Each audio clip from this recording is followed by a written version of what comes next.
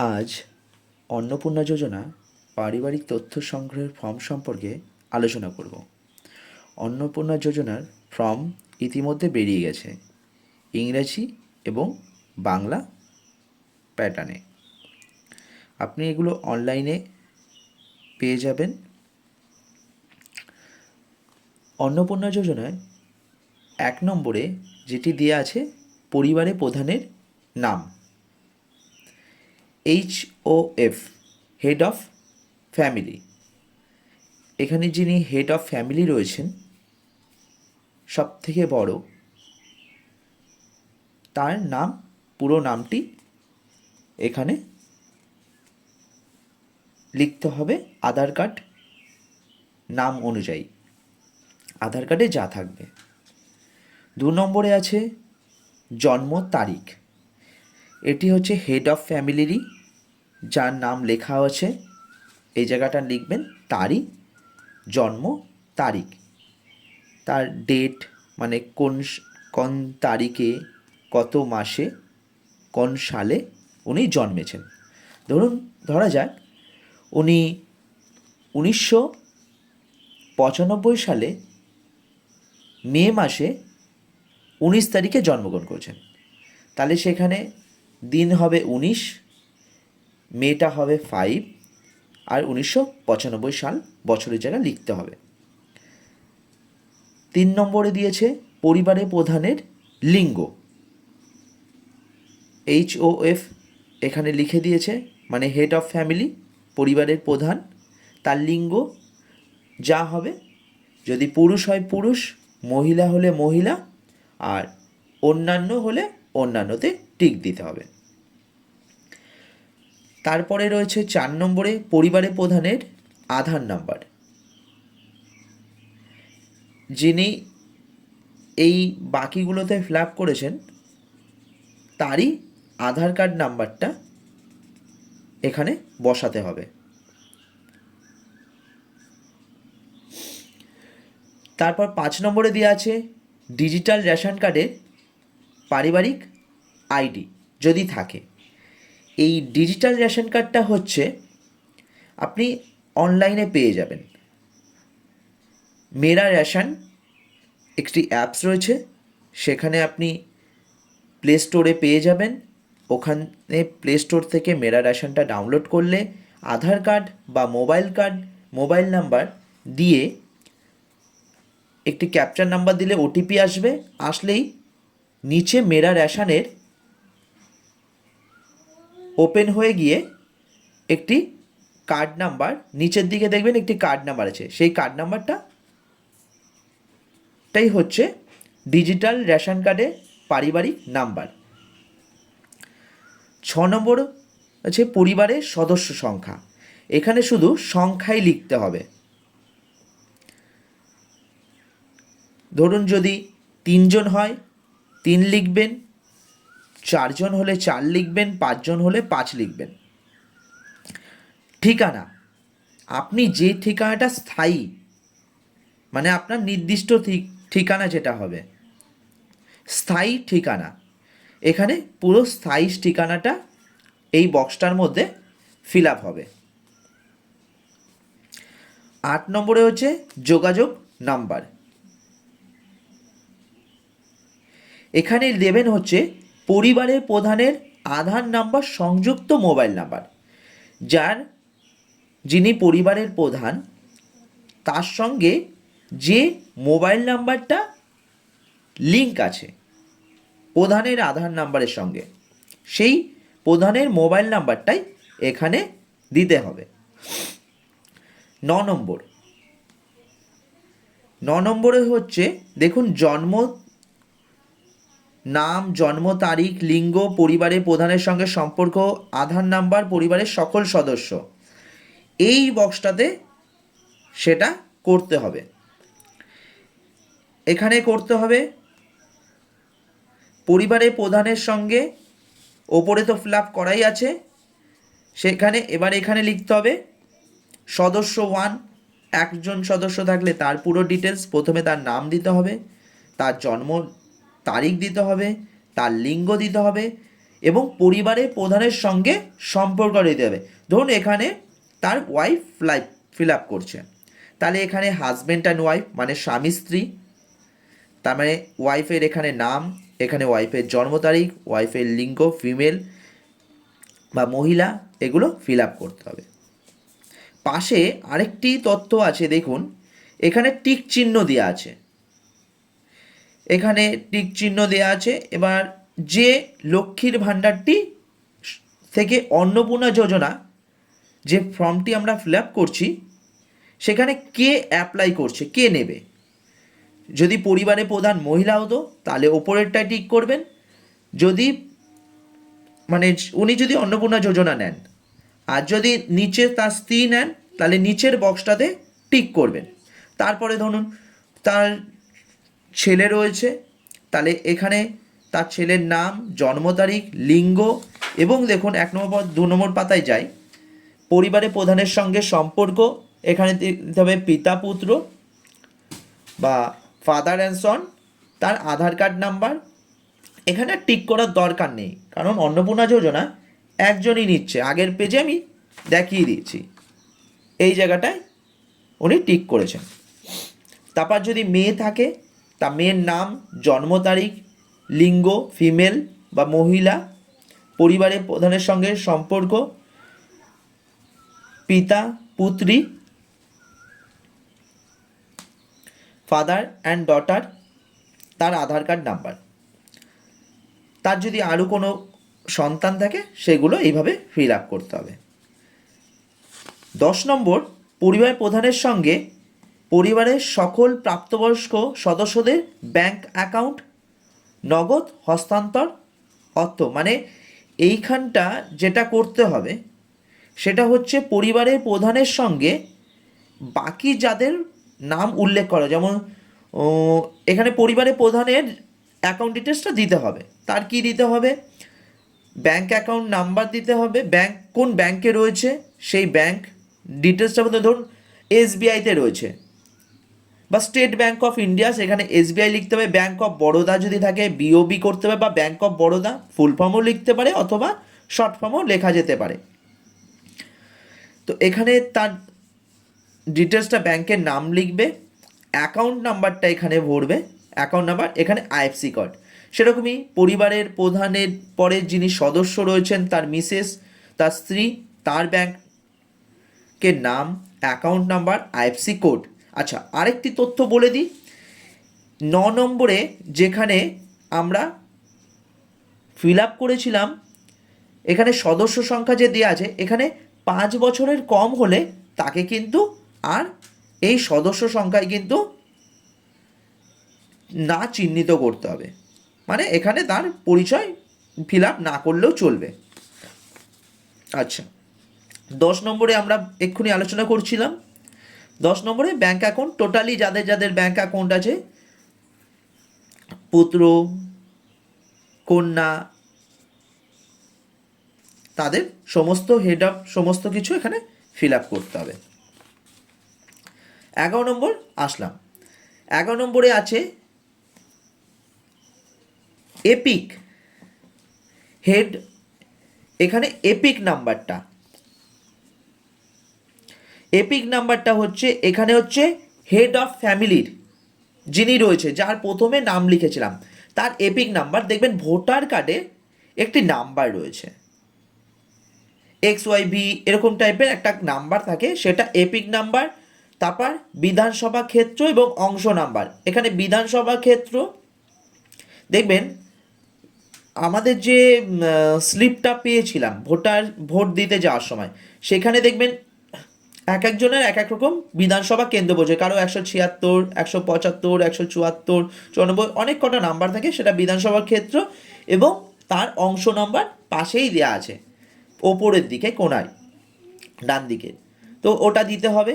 ঠিক সেরকমই সদস্য 1 যিনি আছেন, তার এখানে এপিক নাম্বার ভোটার কার্ডে পেয়ে যাবেন, বা ওই ফর্মটাতেও পেয়ে যাবেন, তার বিধানসভা ক্ষেত্র এবং অংশ নাম্বার এখানে দিতে হবে। পরপর যদি তার পুত্র থাকে, কন্যার থাকে, সমস্ত এগুলো এইভাবে ফিল আপ করতে হবে। 12 নম্বর বিভাগ রয়েছে অসংরক্ষিত মানে এখানে হচ্ছে তোমার কাস্ট অসংরক্ষিত। তারপরে এখানে এসসি, এসটি, ওবিসি, এখানে অনেক কটা কাস্ট দিয়েছে। কাস্টে যেটা যেই কাস্ট হবে সেটা সেই কাস্টে উনি টিক করবেন। আর্থিকভাবে দুর্বল, বিশেষ ঝুঁকিপূর্ণ ও জনজাতি গোষ্ঠী, এখানে যে যেই গোষ্ঠীর মধ্যে পড়েন শংসাপত্র অনুযায়ী তাকে সেই বক্সে টিক করতে হবে। পরে চলে আসি, এরপরে দেওয়া আছে, এতক্ষণ ক নম্বর ফিল আপ চলছিল, এবার ক্ষয়ে চলে আসি। ক্ষয়ে লেখা আছে আপনি রেশন কার্ড সম্পর্কে তথ্য। ক্ষয়ের 1 নম্বর রয়েছে আপনার কি ডিজিটাল রেশন কার্ড আছে? যদি ডিজিটাল রেশন কার্ড থাকে তাহলে হ্যাঁ টিক দিন, আর যদি না থাকে তাহলে নাই টিক দিন। তারপরে যদি হ্যাঁ হয় তবে কার্ডের ধরন উল্লেখ করুন। এখানে কার্ডের সমস্ত ধরন দেয়া আছে, কে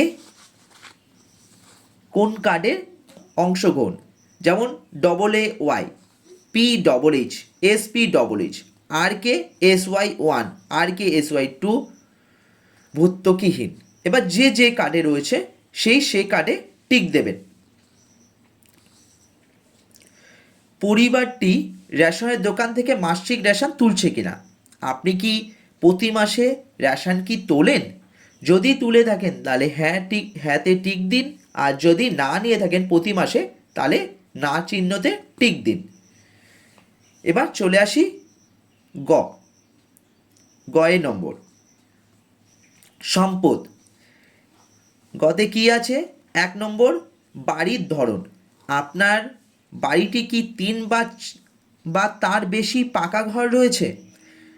যদি তাই থাকে তাহলে হ্যাঁ টিক দিন, আর যদি না থাকে তাহলে নায়ে টিক দিন।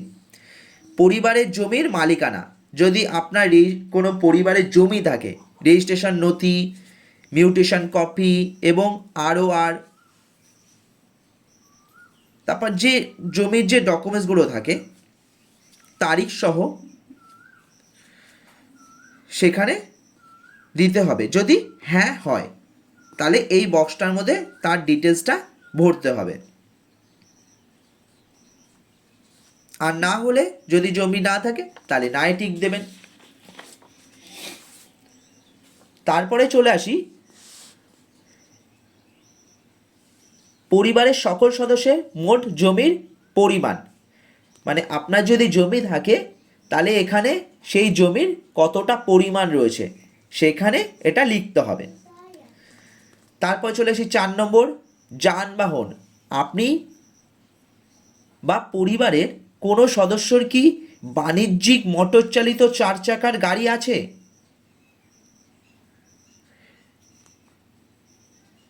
আপনার এখানে বলেছে আপনার পরিবারের সদস্যর অবাণিজ্যিক, মানে ধরুন বাণিজ্য ছাড়া, ধরুন আপনার ট্রাক্টর রয়েছে, সেটা আপনি ব্যবসার জন্য ব্যবহার করছেন, বা আপনার 4 চাকা গাড়ি রয়েছে যেটি আপনি মানে পরিবহন হিসাবে ব্যবহার করছেন, সেই জিনিস ছাড়া পার্সোনাল কোনো গাড়ি, ধরুন আপনি একটা 4 চাকার গাড়ি রয়েছে যেটি আপনি শুধু নিজে চালান বা বাড়ির শুধু সকল সদস্য ব্যবহার করে আর বাইরের কেউ ব্যবহার করে না, সেরকম যদি হয়ে থাকে তাহলে হ্যাঁতে টিক চিহ্ন দিন। যদি অবাণিজ্যিক না হয়ে থাকে, বাণিজ্যিক ব্যবসার ক্ষেত্রে ব্যবহৃত হচ্ছে, তাহলে নাতে টিক দিন। আর হয়ে থাকলে এখানে গাড়ির নাম্বার সংখ্যা উল্লেখ করুন, গাড়ির রেজিস্ট্রেশন নাম্বার এখানে উল্লেখ করুন।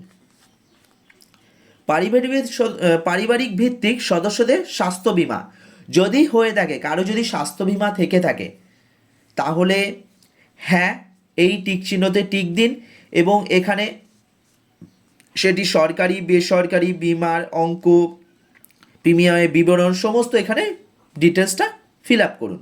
এটা হেড অফ ফ্যামিলি। যিনি গার্জিয়ান রয়েছেন। আর যদি না হয়ে থাকে তাহলে নাতে টিক চিহ্ন দিন। এখানে এবার আয়, এবার গ আমরা করে নিয়েছি, এবার ঘয়ে চলে এলাম। এখানে কি দিয়েছে, কোনো সদস্য কি আয়কর বা পেশাগত কর প্রদান করে, যেমন ধরুন জিএসটি, কেউ যদি জিএসটি পেমেন্ট করে তাহলে, বা আইটি ফাইল যদি সে করে থাকে বছরে, তাহলে তাকে হ্যাঁ টিক চিহ্ন দিন। আর যদি তার এরকম কিছু না থাকে তাহলে নাতে টিক চিহ্ন দিন। পরিবারের সদস্যদের প্যান কার্ড যদি থাকে, ধরুন যিনি পরিবারের সদস্য, হেড অফ ফ্যামিলি, তার যদি ফ্যামিলির যে হেড তার যদি প্যান কার্ড থাকে তাহলে এখানে টিক চিহ্নতে হ্যাঁ দিন, হ্যাঁ টিক দিন। আর যদি না থাকে তাহলে নায়ে টিক চিহ্ন দিন। এখানে হেড অফ ফ্যামিলি যিনি রয়েছেন, নাম রয়েছেন, তার নাম প্রথমে যে লেখা হয়েছে তার নাম লিখুন, তার প্যান কার্ড নাম্বার লিখুন। এবং তার স্ত্রীর যদি থাকে তাহলে স্ত্রীর নাম লিখুন, তার প্যান কার্ড নাম্বার লিখুন। এবার তার পুত্রের যদি থাকে তাহলে তার নাম লিখুন, তার প্যান কার্ড, তার পুত্রীর যদি বা কন্যার যদি থাকে তাহলে তার নাম এবং তার প্যান কার্ড নাম্বার দিন। এবার 3 নম্বরে চলে আসি, কর্মসংস্থানের ধরন। এবার যিনি হেড অফ ফ্যামিলিতে রয়েছেন তিনি কি কাজ করেন, তিনি কি সরকারি কোনো জায়গায় জব করেন, তাহলে যদি জব করে থাকেন তাহলে এখানে টিক চিহ্ন দিন। যদি বেসরকারি ক্ষেত্রে বেতনভুক্তি কর্মচারী হয়ে থাকেন, বেতনভুক্ত, তাহলে সেখানে টিক চিহ্ন দিন।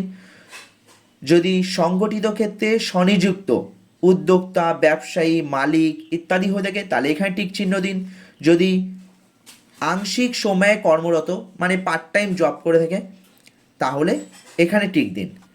তারপরে নিচের বক্সে দিয়েছে অসংগঠিত ক্ষেত্রে স্বনিযুক্ত, যেমন কারিগর, শিল্পী, কৃষক ইত্যাদি হয়ে থাকলে তাহলে এখানে আপনি টিক চিহ্ন দিতে পারেন। তারপরেরটায় রয়েছে পরিযায়ী শ্রমিক, যারা বাইরে কাজ করে, উনি যদি হয়ে থাকে তাহলে এখানে টিক চিহ্ন দিন। পরিযায়ী শ্রমিক হচ্ছে যারা বাড়িতে থাকে না, মাসে একবার, 2 মাসে একবার বা 3 মাসে একবার বাড়িতে ফেরেন, তাদের হলে এইখানে। আর যদি কোনো কাজই করেন না, কাজ করতেই পারেন না, যিনি হেড অফ ফ্যামিলির জন্য রয়েছেন, উনি বেকার, যেমন অসুস্থ ব্যক্তি যারা বিছানা থেকে উঠতে পারে না, তাদের ক্ষেত্রে এখানে ঠিক হবে। আর যদি অন্যান্য কাজ হয় তাহলে অন্যান্য কাজ করুন। ঠিক সেম সদস্য বাকি সদস্যদের ক্ষেত্রে রয়েছে, যদি তারা সেরকম হয় তাহলে এখানে টিক চিহ্ন দিন বাকি অংশগুলোতে। যদি পুত্র কোনো কাজ করে থাকে বা কন্যা যদি কিছু করে থাকে তাহলে এগুলো 2-3 এগুলো ফিল আপ হবে। 4 নম্বরে চলে আসি, পরিবারে শিক্ষিত প্রাপ্তবয়স্ক সদস্যদের সংখ্যা এবং পরিবারের অশিক্ষিত প্রাপ্তবয়স্ক সদস্যদের সংখ্যা। প্রথমটাই লিখতে হবে প্রথম বক্সে, শিক্ষিত প্রাপ্তবয়স্ক সদস্য সংখ্যা, মানে এখানে কতজন পরিবারে রয়েছেন। মানে পরিবার মানে আমরা বুঝি যারা একসাথে একই হাঁড়ির চাল রান্না হয় সেই চাল গ্রহণ করে, তার মধ্যে কতজন শিক্ষিত রয়েছে প্রাপ্তবয়স্ক, এখানে তার সংখ্যাটা দিন। যদি অশিক্ষিত থাকে এবং তার মধ্যে কিছু নিরক্ষর থাকতে পারে অশিক্ষিত, তাদের এখানে চিহ্নিত করুন। ধরুন 5 জন রয়েছেন কোনো ফ্যামিলিতে, তার মধ্যে 3 জন শিক্ষিত, 2 জন অশিক্ষিত, তাহলে এখানে 3 লিখবেন, নিচেরটাই 2 লিখবেন। এবং যদি পরিবারের প্রধান, এখানে ধরুন পরিবারের প্রধান যদি শিক্ষিত হয় তাহলে শিক্ষিত দেবেন, অশিক্ষিত হলে অশিক্ষিত দেবেন। এবং নিচে দেখুন সর্বোচ্চ শিক্ষাগত যোগ্যতা এবং সে কতদূর পড়াশুনো করেছে, যদি শিক্ষিত হয়ে থাকে তাহলে এখানে মেনশন করে দিতে হবে। আর অশিক্ষিত হলে কিছু করার দরকার নেই। আচ্ছা, সদস্য 1 যিনি তার স্ত্রী রয়েছেন, যদি স্ত্রী হন তো সেক্ষেত্রে এখানে উনি শিক্ষিত না অশিক্ষিত সেখানে টিক দেবেন, এবং যদি শিক্ষিত হয় তার এখানে তার যোগ্যতাটা ফিল আপ করতে হবে। এবং সদস্য 2, উনি শিক্ষিত না অশিক্ষিত, সর্বোচ্চ শিক্ষা যোগ্যতা, সেভাবে ফিল আপ করতে হবে বাকি ঘরগুলো।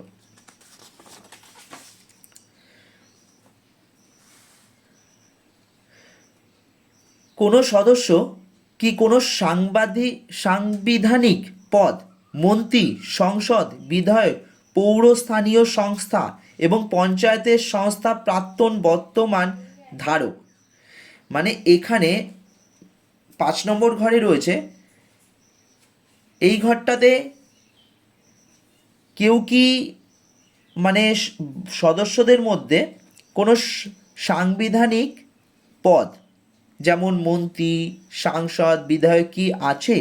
যদি থেকে থাকে, মানে উচ্চ পৌর সংস্থার প্রাক্তন বা বর্তমান ধারক, মানে পৌর সংস্থার সাথে কাজ করছেন এখনো, পৌর স্থানীয় সংস্থা এবং পঞ্চায়েত যারা কাজ করছেন, যদি থেকে থাকেন তাহলে হ্যাঁ চিহ্ন দিন, আর যদি এর মধ্যে কোনোটাই না হতে তাহলে না চিহ্নতে টিক দিন।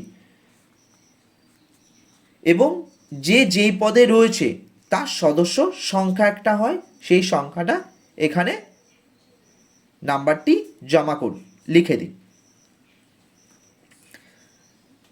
আচ্ছা, 6 নম্বর রয়েছে কোনো সদস্য কি সরকারি পেনশনভোগী, কোনো যারা সরকারি জব করত এবং তারা রিটায়ার্ড হয়ে গেছে, তারা পেনশন পান। যদি হ্যাঁ হয়ে থাকে তাহলে হ্যাঁতে টিক চিহ্ন দিন, যদি না হয়ে থাকে নাতে টিক চিহ্ন দিন। যিনি সরকারি পেনশনভোগী তার সদস্য নম্বর, মানে একটি নম্বর হয়, যারা পেনশন পায় তাদের সেই সদস্যদের একটি নাম্বার হয়, তা পেনশনের ওপরেই থাকে লেখা, এবং সেই নাম্বারে এখানে নাম্বারটি দিতে হবে। কোনো সদস্য কি জিএসটি অধীনে নিবন্ধিত আছেন? যারা কোনো ধরুন জিএসটি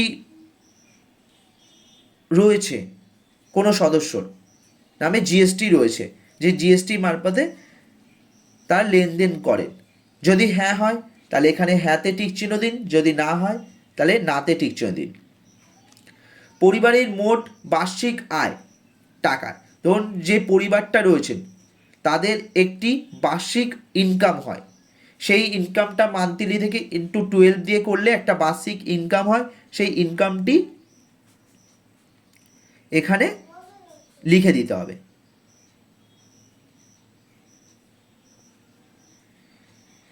আচ্ছা, আগের একটু বলে দিই, যদি জিএসটি হয় অধীনে থাকেন তাহলে এই পাশে একটি বক্স রয়েছে, সেখানে জিএসটি নাম্বারটা দিয়ে দিতে হবে। এবার উমদে চলে আসি, পরিচয় নথি। 1 নম্বর রয়েছে সিএ আবেদনের বর্তমান অবস্থা যদি থাকে, হেড অফ দ্য ফ্যামিলি যিনি আছে তার যদি সিএ আবেদন করে থাকেন তাহলে এখানে টিক চিহ্ন দিন যদি করা হয়েছে, যদি হয় বা আবেদন নম্বর এখানে দিয়ে দিতে পারেন। যদি ইস্যু করা হয়েছে মানে আপনি সাবমিট করেছেন, তার সার্টিফিকেট নাম্বার দিতে পারেন। আর যদি এগুলোর মধ্যে কোনোটাই দরকার নয় তাহলে প্রযোজ্য নয়তে টিক করুন। বাকি সদস্যদের ক্ষেত্রেও সেম, যদি না কোনো দরকার না থাকে তাহলে প্রযোজ্য নয়তে টিক দিন, আর যদি করে থাকেন তাহলে তার আবেদন নম্বর, আর যদি হয়ে থাকে তাহলে তার সার্টিফিকেট নাম্বারটা এখানে অ্যাপ্লাই করুন। বাকি বক্সগুলো তো সেম রয়েছে। এবার 2 নম্বরে চলে আসি, অন্যান্য কিষাণ ক্রেডিট কার্ড।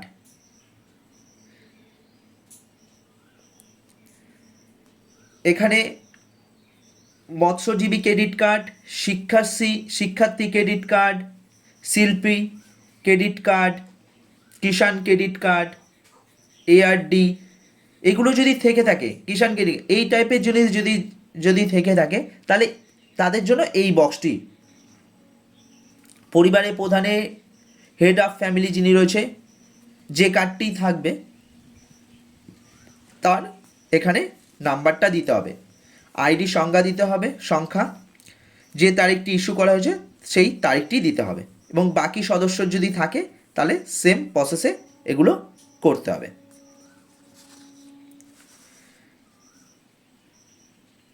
এবার 3-এ চলে আসি।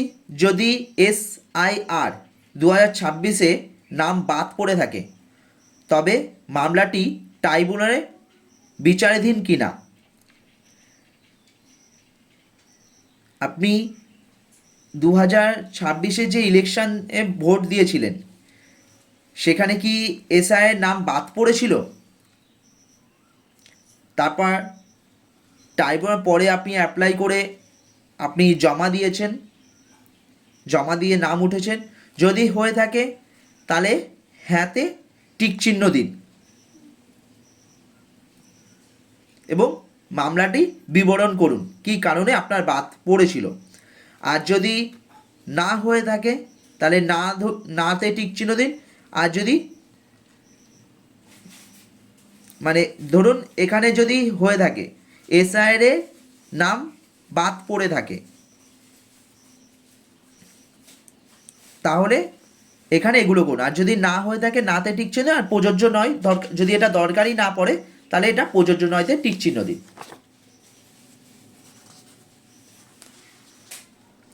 বাকি সদস্যদের ক্ষেত্রেও সেম, যদি হ্যাঁ হয়ে থাকে হ্যাঁ টিক চিহ্ন দিন, আর যদি দরকার একদমই না থাকে তাহলে নাতে টিক চিহ্ন দিন, আর যদি না হয় তো নাতে টিক চিহ্ন দিন। 6 নম্বরে চলে আসি, সামাজিক মর্যাদা এবং নির্ভরশীল ব্যক্তি। আপনার যদি কোনো শিশু থেকে থাকে, সে বিদ্যালয়ে অধ্যয়ন, পরিবারের সকল শিশুর বিবরণ, এখানে যদি ধরুন 2, 3, 4 বা দুটো যদি শিশু হয়ে থাকে তাহলে এখানে তাদের বিবরণ দিতে হবে। প্রথমে লিখবেন শিশুর নাম, সে কোন ক্লাসে পড়ে, বিদ্যালয়ের নাম লিখবেন এবং সেটি সরকারি না সরকারি সাহায্যপ্রাপ্ত না স্পন্সর্ড বিদ্যালয়, এটা যদি থাকে তাহলে টিক দিন। বেসরকারি বিদ্যালয় বেসরকারি টিক দিন। স্বীকৃত মাদ্রাসা হলে মাদ্রাসা টিক দিন। অন্যান্য হলে অন্যান্য মাদ্রাসা বা অন্যান্য যেটি হবে, অন্যান্য যদি হয় তার বিবরণটা এখানে লিখে দিন, দিয়ে টিক করে দিন। যদি 2 নম্বরে থাকে 2 নম্বরে সেম ফিল আপ করবেন। শিশুদের টিকাকরণের বর্তমান অবস্থা আপনার 2 নম্বরে আছে, চয়ের 2 নম্বরে পেয়েছি আমরা শিশুদের টিকাকরণের বর্তমান অবস্থা। কোনো শিশু যদি টিকাকরণ সদস্য যদি থাকে, যদি টিকা শুরু হয়েছে বা সম্পন্ন হয়েছে তাহলে এখানে হ্যাঁতে টিক চিহ্ন দিন। আর টিকাকরণ করা হয়নি যদি না হয়ে থাকে তার কারণ এখানে উল্লেখ করুন এবং তার শেষ টিকা এবং তার কারণটা এখানে উল্লেখ করেন। যদি 2 নম্বর ক্ষেত্রেও তাই হয় তাহলে যদি শিশু থেকে থাকে, যদি হয়ে থাকে সম্পূর্ণ হয়েছে তাহলে টিক চিহ্ন দিন। আর যদি করা হয়নি টিকাকরণ তার এখানে বিবরণটা উল্লেখ করুন। লাস্ট টিকাকরণ যদি দিয়ে থাকেন বা সেই টিকাকরণের ডেট, অথবা যদি না দিয়ে থাকেন তাহলে তার পুরো বিবরণটা এখানে উল্লেখ করুন। 6 সরকারি প্রকল্পের আওতায় সুবিধা। আপনি কি কোনো সরকারি প্রকল্পের সুবিধা ডিবিটির মাধ্যমে পাচ্ছেন? ধরুন পরিবারের প্রধান কোনো ডিবিটির মাধ্যমে সরকারি প্রকল্পের সুবিধা পেয়ে থাকে, যদি হয় হ্যাঁ তাহলে এখানে টিক চিহ্ন দিন, যদি না হয়ে থাকে তাহলে নাতে টিক চিহ্ন দিন। এখানে প্রকল্পের যদি কোনো প্রকল্প থাকে 1, 2, 3 করে যে প্রকল্পগুলো আছে তার নাম উল্লেখ করুন।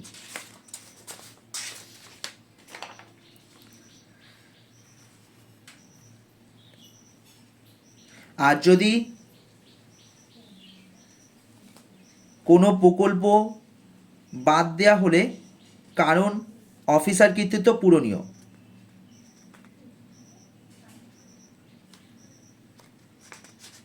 এখানে যদি কোনো প্রকল্পের নাম বাদ দেওয়া হয় তার অফিসার কর্তৃত্ব পূরণীয় করবে, মানে অফিসার করবে এটা, তার কারণটা। সর্বশেষ বলি, এখানে এতগুলো ফর্ম যে আমরা ফিল আপ করলাম সেই সমস্ত ফর্মে যে আমরা টিক চিহ্ন দিয়েছি বা পূরণ করেছি সেটি সঠিক। এখানে আমি বলি একটু, আমি এই মর্মে ঘোষণা করছি যে ওপরে প্রদত্ত তথ্য আমার জ্ঞান ও বিশ্বাস অনুযায়ী সত্য এবং প্রযোজ্য ক্ষেত্রে আমি সকল সহায়ক নথি প্রদান করেছি এবং ওপরে উল্লিখিত কোনো মানদণ্ড বাদ দিইনি। আমি অবগত যে আমার প্রদত্ত কোনো তথ্য মিথ্যা প্রমাণিত হলে আমরা সামাজিক সুরক্ষা সংক্রান্ত সুবিধাসমূহ বন্ধ হয়ে যেতে পারে। মানে এখানে যদি কোনো তথ্য ভুল প্রমাণিত হয় তাহলে এই ফর্মটি ক্যান্সেল হয়ে যাবে এবং যে সামাজিক সুরক্ষা যেটা আমরা পাচ্ছি সেটি কিন্তু আর পাবো না। এখানে যদি সম্মত হয় টিক দেবেন, দিয়ে স্বাক্ষর করে দেবেন। বাকিটা রয়েছে অফিসার এটা ফিল আপ করবেন।